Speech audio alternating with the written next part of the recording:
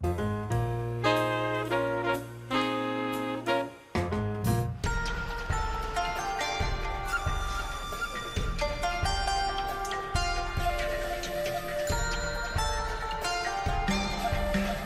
are not really Chinese restaurant. Part of it is most traditional dishes, and some of them are what we call, I hate to use this word, fusion, but it just blends all the different ingredients together. Of course, we have a lot of special dishes we created ourselves. I mean, no other place will have this kind of dishes. It's my job to kind of do the twist to make them something more interesting.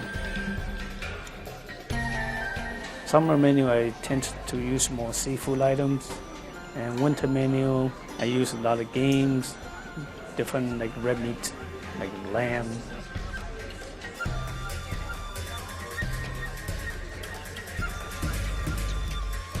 The people's mind, like a Chinese, it should be very cheap, but we try to maybe correct that little image of Asian food. We are very focused on the service. That's why here what we call a service excellency.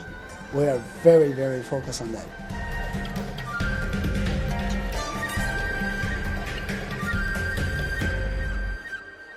Brian, Shanghai Terrace is expensive, but you say it's worth every penny. Every penny. It's in the lower level of the Peninsula Hotel, and you go into the downstairs lobby and take an elevator up to the main lobby, and you're greeted immediately by a massive marble foyer that oozes class and elegance and luxury. And I can't think of a better way to start your meal than you feel regal, you feel elegant, you really just feel great. That's just, you haven't had any food yet. The experience is already wonderful. You have a view there that is to die for. You can take your meal on the inside and take your coffee on the outside. Service, fantastic.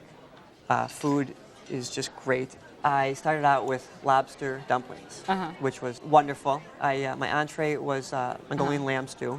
We didn't have actually a cake dessert, but we took dessert on the veranda, coffee and Vosges chocolate. Ooh. A Chicago company, Vosges chocolate. It is one of the best Chinese restaurants I've eaten at in the country, clearly, easily.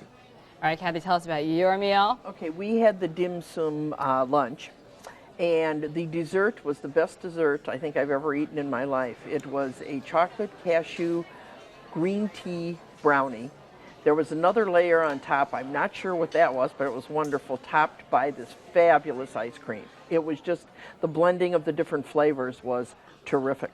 For an entree, it was a combination of salmon, which was good, and the chicken, which was also good. There was a mango salad, and the whole experience was wonderful. I felt like a queen. Very expensive, but really well worth it. And Sridhar, how did you find the service there? The service was impeccable, but I have other issues with this place. For the price that I was paying for it, I expected a little more creativity in the cooking. I just felt like it was good Chinese, but prepared with exotic ingredients that made it more expensive. The flavor didn't go beyond my expectations. I had the appetizer was the ahi tuna, and I guess it was salmon and tuna, and it was artfully prepared. It was like a checkerboard. It was raw fish, but it was so fresh. It was wonderful. I had the stir-fried Mongolian lamb, and for dessert, I had the red bean creme brulee.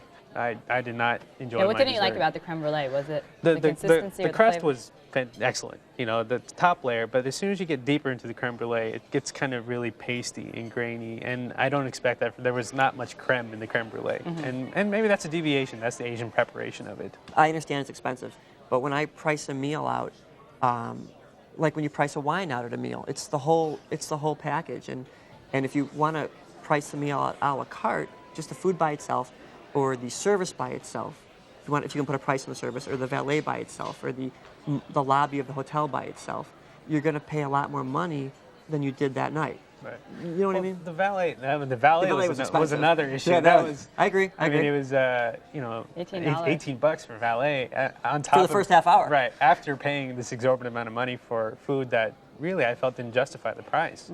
I didn't think it would be worth it, and really, it was very expensive for this Pan-Asian experience, but it was worth it. I think for places like Shanghai Terrace, it's like, I agree with you, it's not so much like the food for what it is, but it's everything that goes with it. It's, you know, the service, and they really pride themselves on their contemporary tableside service. Right. They call it with Asian flair. At those finer hotels, especially the Peninsula, they call it like discretion. They're there, you get what you need, but they're invisible not until you need them. Exactly. Right, they don't hover. And patios. I mean, where else can you go in the Right. city where you're up, you know, 5 or 6 Terrace stories? That was amazing. spectacular. Yeah, the terrace was amazing. It looked lovely. It was raining when we were there, so we didn't.